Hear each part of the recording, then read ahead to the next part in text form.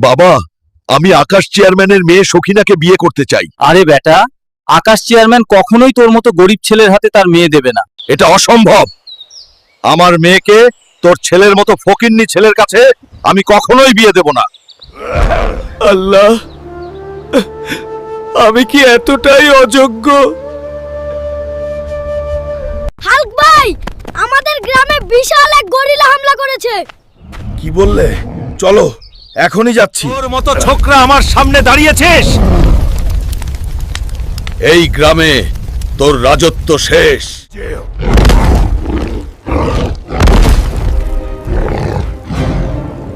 জয় Hulk.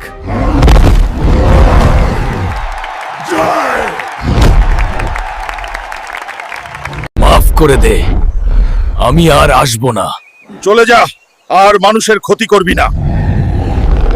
Hulk, তুমিই আমার মেয়ের যোগ্য। ভিডিওটি কেমন হলো সবাই লাইক কমেন্ট করে জানিয়ে দাও।